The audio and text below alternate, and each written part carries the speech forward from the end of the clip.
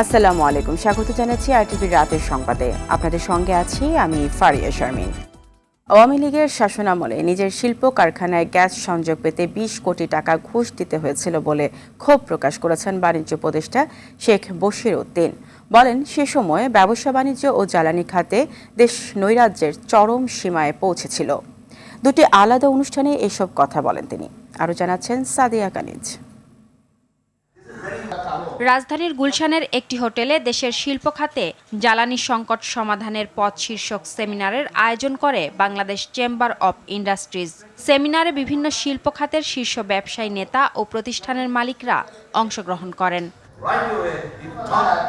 বাণিজ্য উপদেষ্টা শেখ বশির উদ্দিন বলেন, বিগত আওয়ামী লীগ সরকারের সময়ে ব্যবসা বাণিজ্য ও জ্বালানি খাতে দেশ নৈরাজ্যের চরম সীমায় পৌঁছেছিল। এত টাকা বিনিয়োগ করেছি, একটা গ্যাস কানেকশন পাচ্ছেন, একটা গ্যাস কানেকশন আমার কাছে মনে হতো একটা ব্যাংকের লাইসেন্সের মতো। তারপরে বৃষ্টিতে ভিজে বাসার সামনে দাঁড়িয়ে থেকে ওনার সামনে বসে অনেক লেকচার শুনেছি।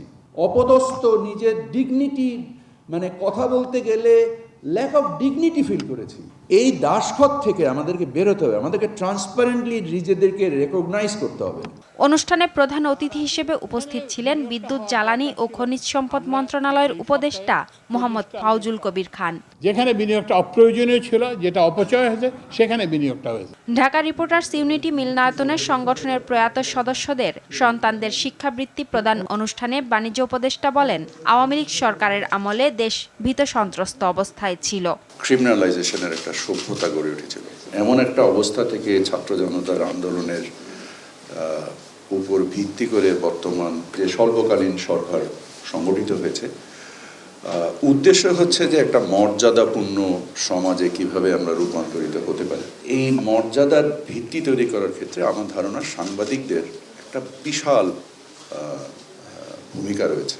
রমজানকে সামনে রেখে বাজার ব্যবস্থা সহনশীল রাখার জন্য সরকার চেষ্টায় থাকবে বলেও জানান উপদেষ্টা।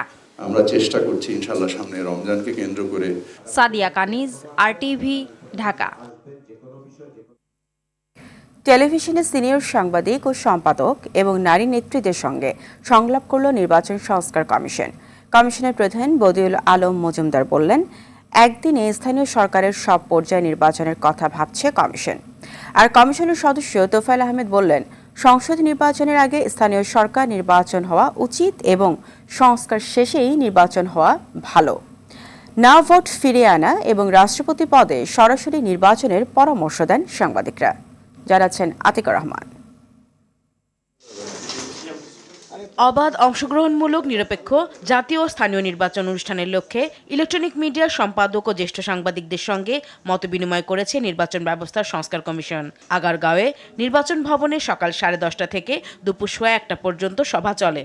সভা শেষে সিনিয়র সাংবাদিকরা বলেন, নির্বাচন কমিশন নিয়োগ আইন পরিবর্তন করা প্রয়োজন। বাংলাদেশে আর কখনোই যেন বিনা প্রতিদ্বন্দ্বিতায়, সেটা এমপি ইলেকশন হোক অথবা স্থানীয় নির্বাচন হোক, কোথাও যেন নির্বাচিত হতে না পারে। এবং যারা নির্বাচনের কারচুপির সাথে জড়িত, নির্বাচন কমিশনে যারা দায়িত্ব পালন করবেন, তাদেরকেও শাস্তির আওতায় আনতে হবে।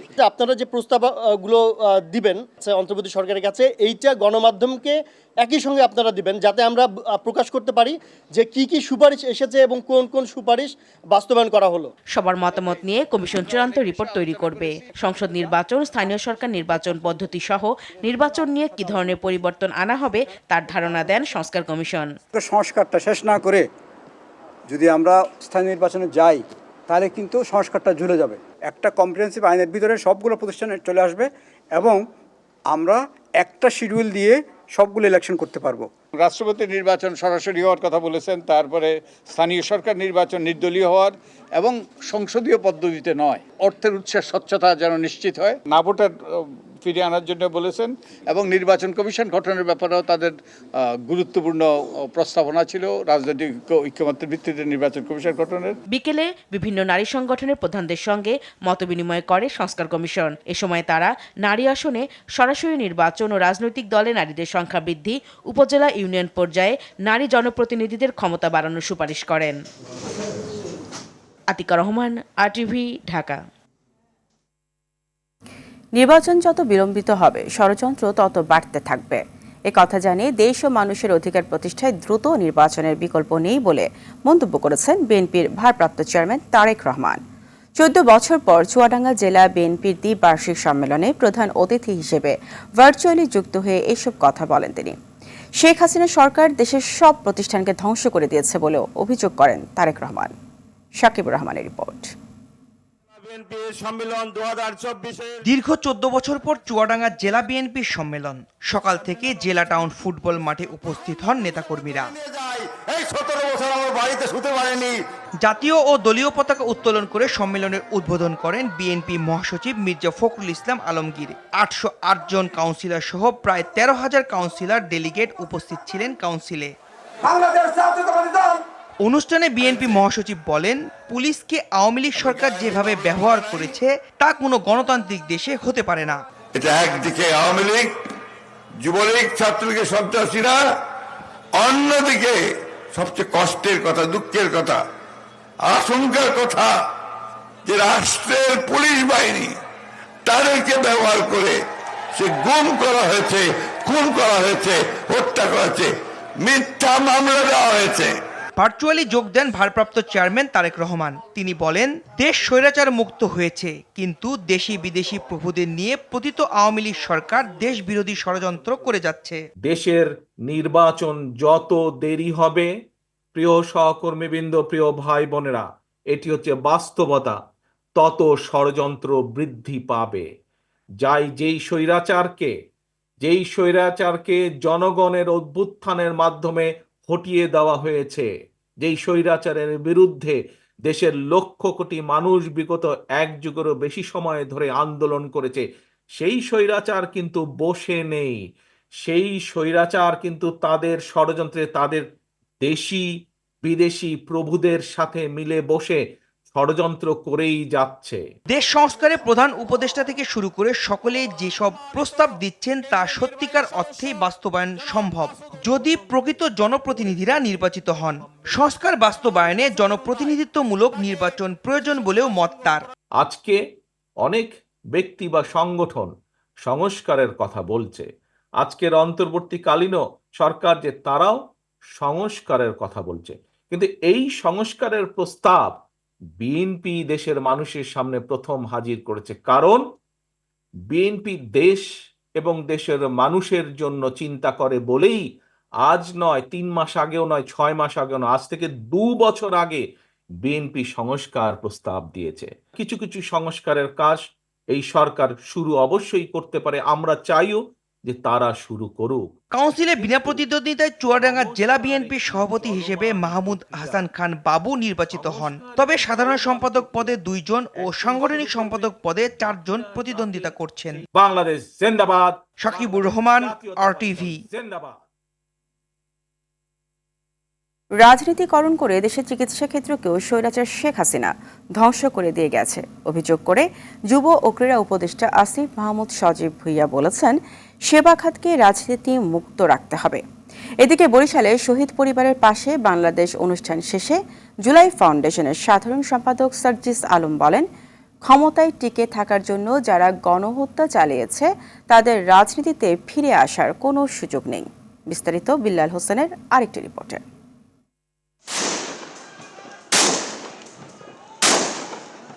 জুলাই আগস্ট গণ অভ্যুত্থানে অংশ নেয়া ছাত্র জনতাকে দমনে পুলিশ ও আওয়ামী লীগ সন্ত্রাসী দ্বারা আহতদের নানা প্রতিকূলতার মধ্যে চিকিৎসা দিয়ে দৃষ্টান্ত স্থাপন করেছিল ঢাকা মেডিকেলের অনেক নার্স ও ডাক্তার।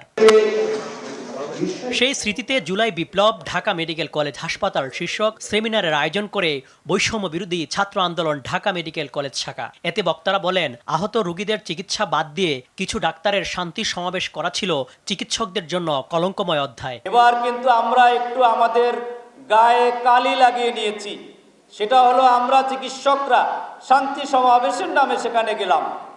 আমরা এটা আমাদের চিকিৎসক সমাজের জন্য একটা কলঙ্ক ছিল। এই বর্তমান যে স্বাধীন বাংলাদেশ, সেই স্বাধীন বাংলাদেশে আমরা কোনো ধরনের চিকিৎসা খাতে আমরা কোনো ধরনের অপরাজনীতি চাই না। যুব ও ক্রীড়া উপদেষ্টা বলেন, চিকিৎসা ক্ষেত্রেও রাজনীতি ঢুকিয়েছিল ফ্যাসিস্ট হাসিনা সরকার। ধর্ম, বর্ণ, শ্রেণী নির্বিশেষে সকলকে এক কাতারে রেখে একভাবে বিবেচনা করে চিকিৎসা দেওয়ার কথা, সেখানেও রাজনীতিকরণ এমন পর্যায়ে করা হয়েছে যে আমরা দেখেছি যে 4ই আগস্ট প্রত্যেকটা মেডিকেল কলেজ থেকে শান্তি সমাবেশ বের হয়েছে। আমাদের প্রত্যেকের স্মৃতিগুলো, প্রত্যেকের অভিজ্ঞতাগুলো আপনারা লিখুন, আপনারা বই আকারে প্রকাশ করুন, আপনারা প্রকাশনী আকারে প্রকাশ করুন, যাতে করে দেশের মানুষ জানতে পারে। বরিশালে শহীদ পরিবারের পাশে বাংলাদেশ শীর্ষক অনুষ্ঠান শেষে জুলাই ফাউন্ডেশনের সাধারণ সম্পাদক সার্জিস আলম বলেন, ক্ষমতায় টিকে থাকার জন্য যারা গণহত্যা চালিয়েছে তাদের রাজনীতিতে ফিরে আসার সুযোগ নেই। আর যাই হোক, ওই খুনিদেরকে আমরা প্রতিষ্ঠিত হতে আর দিব না। যেই খুনিরা শুধু ক্ষমতায় টিকে থাকার জন্য এত মানুষকে খুন করতে পারে। বিল্লাল হোসেন, RTV, ঢাকা। রাজধানীর পান্থপথে দৃক গ্যালারিতে শুরু হয়েছে জুলাই বিপ্লবে বাংলাদেশের তরুণদের দৃষ্টিভঙ্গি নিয়ে বিশ্ব ব্যাংকের ওয়ার্ল্ড আর্ট প্রদর্শনী paint your sky, make it yours. প্রদর্শনী উদ্বোধন করেন অর্থ উপদেষ্টা ডক্টর সালেহ উদ্দিন আহমেদ ও বিশ্ব ব্যাংকের কান্ট্রি ডিরেক্টর আবদুল্লাহ এসে। ডক্টর সালেহ উদ্দিন বলেন, একটি ছবি 1000 পৃষ্ঠার চেয়েও শক্তিশালী বার্তা দিতে পারে। আর আবদুল্লাহ এসে জানান, বিশ্ব ব্যাংক তরুণদের ক্ষমতায়নে প্রতিজ্ঞাবদ্ধ। ঢাকা, চট্টগ্রাম, রাজশাহী, খুলনা সহ দেশের বিভিন্ন জেলা থেকে তরুণদের দেয়ালচিত্র প্রদর্শনীতে স্থান পেয়েছে। এই শিল্পকর্মগুলো একটি সমৃদ্ধ, অন্তর্ভুক্তিমূলক বাংলাদেশের স্বপ্ন তুলে ধরেছে। প্রদর্শনীটি 30 নভেম্বর পর্যন্ত প্রতিদিন বিকেল 3টা থেকে রাত 8টা পর্যন্ত সবার জন্য উন্মুক্ত থাকবে। কবিতা আছে, আকাশের কাছে চিঠি লিখো। আকাশের চিঠি লেখা মানে আকাশ তো ইসে করবে না, to express the idea, it will definitely go there. So sky is the expression, and it is the hope. I feel this energy that it is in your hand, you can make it. Pen for the transformative power of art and the indomitable spirit of the youth. গাজীপুরের শ্রীপুরে পিকনিকের বাস বিদ্যুতায়িত হয়ে Islamic university of technology IUT বিশ্ববিদ্যালয়ের 3 শিক্ষার্থী নিহত হয়েছে। আহতদের স্থানীয় হাসপাতালে ভর্তি করা হয়েছে। এই ঘটনার তদন্তে গাজীপুর জেলা প্রশাসক এবং বিশ্ববিদ্যালয়ের পক্ষ থেকে পৃথক 2টি তদন্ত কমিটি গঠন করা হয়েছে। গাজীপুরের শ্রীপুর থেকে রায়হানুল ইসলাম আকন্দের তথ্যছবিতে বিস্তারিত ইমরুল কায়েসের রিপোর্টে। গাজীপুরের শ্রীপুরে পিকনিকের বাসে পল্লী বিদ্যুতের তারের স্পর্শে বিশ্ববিদ্যালয়ের 3 শিক্ষার্থী নিহত হয়েছে। শনিবার সকাল 10:30টার দিকে উপজেলার তেলিহাটি ইউনিয়নের উদয়খালী গ্রামে এ ঘটনা ঘটে। প্রত্যক্ষদর্শীরা জানায়, গাজীপুরের Islamic university of technology IUT বিশ্ববিদ্যালয়ের তৃতীয় বর্ষের প্রায় 450 শিক্ষার্থী 6টি দোতলা বাস নিয়ে পিকনিকে যাচ্ছিল। এ সময় উদয়খালী এলাকায় পৌঁছালে সড়কের উপর দিয়ে ক্রস করা 11,000 ভোল্টের সঞ্চালন লাইনের সঙ্গে বিদ্যুতায়িত হয়। এতে ঘটনাস্থলেই বিশ্ববিদ্যালয়ের 3 ছাত্রের মৃত্যু হয়। এতে আহত হয় প্রায় 30 জন। আহতদের শরীরের বিভিন্ন অংশ ঝলসে যায়।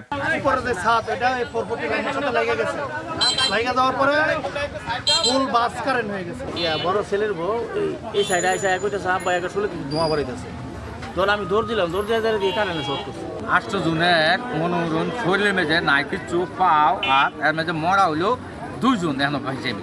হ্যাঁ, আর হেডি যে হাত নাই পাও নাই। এই ঘটনাকে কেন্দ্র করে গাজীপুরের অতিরিক্ত জেলা ম্যাজিস্ট্রেট সালমা আক্তারকে প্রধান করে 4 সদস্যের তদন্ত কমিটি এবং বিশ্ববিদ্যালয়ের প্রফেসি এবং ইলেকট্রিক বিভাগের বিভাগীয় প্রধান রাকিবুল ইসলামকে প্রধান করে 5 সদস্যের তদন্ত কমিটি গঠন করা হয়েছে। আনফরচুনেটলি একটা ঘটনা ঘটে গেছে।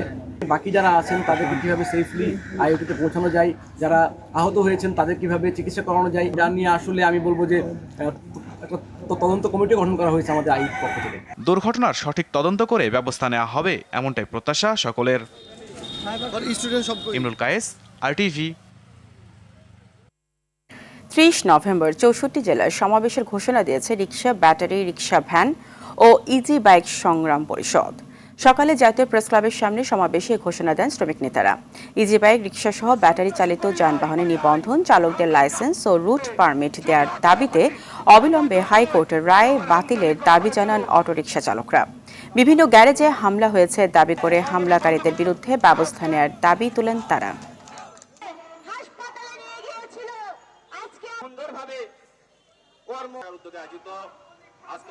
কোন যুক্তিতে, কোন কারণে, কোন নীতিতে অবৈধ সেটা আমাদেরকে দেখাতে হবে।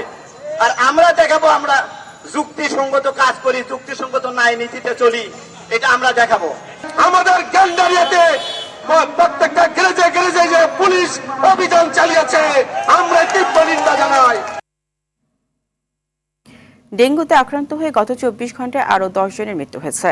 হাসপাতালে ভর্তি হয়েছেন 886 জন। স্বাস্থ্য অধিদপ্তরের ডেঙ্গু বিষয়ক প্রতিবেদনে তথ্য জানানো হয়। এতে বলা হয়, গত ২৪ ঘন্টায় ডেঙ্গুতে আক্রান্ত হয়ে হাসপাতালে ভর্তি হওয়াদের মধ্যে ঢাকা সিটি কর্পোরেশনের ৩৭৩ জন এবং বাকিরা ঢাকার বাইরের। এ সময় হাসপাতাল থেকে ছাড়া পেয়েছেন ৯৩৮ জন। চলতি বছর এখন পর্যন্ত ডেঙ্গুতে আক্রান্ত হয়ে হাসপাতালে ভর্তি হয়েছেন ৮৫,৭১২ জন। এর মধ্যে ছাড়পত্র পেয়েছেন ৮১,৪৫৬ জন, মারা গেছেন ৪৪৮ জন। ২০২৩ সালে দেশের ইতিহাসে ডেঙ্গুতে সর্বোচ্চ ৩,২১,১৭৯ জন রোগী আক্রান্ত এবং ১,৭০৫ জনের মৃত্যু হয়েছে। বিগত সরকারের পতনের পর পরিবর্তিত পরিস্থিতিতে আগামী সুন্দর, সমৃদ্ধ ও টেকসই বাংলাদেশ গঠনে অন্তর্বর্তীকালীন সরকারের সংবিধান সংস্কার ও চ্যালেঞ্জিং ইস্যু নিয়ে গোলটেবিল আলোচনায় দ্বিতীয় পর্ব অনুষ্ঠিত হল রাজধানীর একটি হোটেলে। Bangladesh centre for governance and development এবং ঢাকা ইন্টারন্যাশনাল ইউনিভার্সিটির যৌথ উদ্যোগে এই আলোচনায় অংশ নেন বিভিন্ন রাজনৈতিক দলের নেতা, বিভিন্ন বিশ্ববিদ্যালয়ের শিক্ষক, সাবেক বিচারপতি, চিকিৎসক সহ বিভিন্ন পেশার মানুষ। এতে এই মুহূর্তে সংবিধান সংশোধনের পক্ষে বিপক্ষে যুক্তি তুলে ধরে আলোচকরা জাতীয় ঐক্যের ভিত্তিতে আগামীর বাংলাদেশ গড়ে তোলার উপর জোর দেন। ইংরেজি ভাষা শিক্ষা আরও সহজ ও উপভোগ্য করে তুলতে দেশে চালু হলো Parlo and international English language app. রাজধানীর লেকশোর হোটেলে আয়োজিত অনুষ্ঠানে অ্যাপটি উদ্বোধন করা হয়। অনুষ্ঠানে প্রধান বক্তা হিসেবে উপস্থিত ছিলেন প্রধান নির্বাহী কর্মকর্তা অধ্যাপক ক্রেগ মাহনি। এ সময় আরও উপস্থিত ছিলেন পার্লোর বাংলাদেশ পার্টনার মোহাম্মদ সেলিম, FCMA সহ সংশ্লিষ্ট ঊর্ধ্বতন কর্মকর্তারা। অ্যাপটি গুগল প্লে স্টোর ও অ্যাপল স্টোর থেকে ডাউনলোড করা যাবে। শুরু হয়েছে পবিত্র মাহে রমজান উপলক্ষে মাসব্যাপী আরটিভির ১৫তম হিফজুল কোরআন প্রতিযোগিতা জিপিএইচ ইস্পাত আলোকিত কোরআন ২০২৫ powered by RFL pipe and fittings. আজ অনুষ্ঠিত হয়েছে ঢাকা জোনের প্রথম অডিশন রাউন্ড। সকাল ৯টায় ঢাকার দক্ষিণ বাসাবর সবুজবাগে আল মানার মডেল মাদ্রাসায় অডিশন অনুষ্ঠিত হয়। এতে ঢাকা ও তার আশপাশের বিভিন্ন মাদ্রাসার প্রায় ৫ শতাধিক প্রতিযোগী অংশ নেন। প্রাথমিক বাছাই পর্বে বিচারক হিসেবে উপস্থিত ছিলেন মাওলানা মুফতি মিজানুর রহমান, মুফতি হেমায়েত উদ্দিন, হাফেজ মাওলানা লুৎফর রহমান সহ বিচক্ষণ পরীক্ষকরা। আয়োজকরা জানান, আগামী ২৫ নভেম্বর অনুষ্ঠিত হবে খুলনা জোনের অডিশন রাউন্ড। দখলদার ইসরায়েলের প্রধানমন্ত্রী বেঞ্জামিন নেতানিয়াহুর বিরুদ্ধে গ্রেপ্তারি পরোয়ানা জারির পর তাকে গ্রেপ্তারের হুঁশিয়ারি দিয়েছে নেদারল্যান্ডস, আয়ারল্যান্ড এবং ইতালি সহ ইউরোপের ICC-ভুক্ত কয়েকটি দেশ। দেশগুলো জানিয়েছে নেতানিয়াহু তাদের দেশে প্রবেশ করলে তাকে গ্রেপ্তার করে ICCর কাছে হস্তান্তর করা হবে।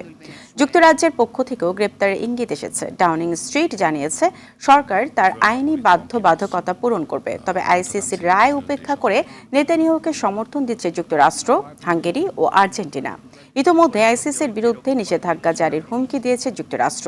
অন্যদিকে আর্জেন্টিনা অভিযোগ তুলেছে এই রায় দিয়ে ইসরায়েলের আত্মরক্ষার বৈধ অধিকার ক্ষুণ্ণ করেছে ICC। অ্যান্টিগা টেস্টের দ্বিতীয় দিনের শুরুটা বাংলাদেশের হলো জাস্টিন গ্রিভসের হাফ সেঞ্চুরিতে প্রথম সেশন নিজেদের করে নিয়েছে ওয়েস্ট ইন্ডিজ। ২৫০ রানে 5 উইকেট নিয়ে দিন শুরু করা ক্যারিবিয়ান শিবিরে এদিন শুরুতেই জোড়া আঘাত হানেন হাসান মাহমুদ। প্রথম ওভারেই জোশুয়া ডি সিলভাকে LBW ফাঁদে ফেলেন তিনি। নিজের পরের ওভারে ফেরান আলজেরি জোসেফকে, তবে শুরুর ধাক্কা সামলে কেমার রোজকে নিয়ে প্রতিরোধ করেন গ্রিভস। সাদা পোশাকে নিজের প্রথম হাফ সেঞ্চুরি করার পাশাপাশি প্রথম সেশনে দলের সংগ্রহ ৩০০ পার করেন। শেষ খবর পাওয়া পর্যন্ত দলটির সংগ্রহ 7 উইকেটে ৩৬০ রান।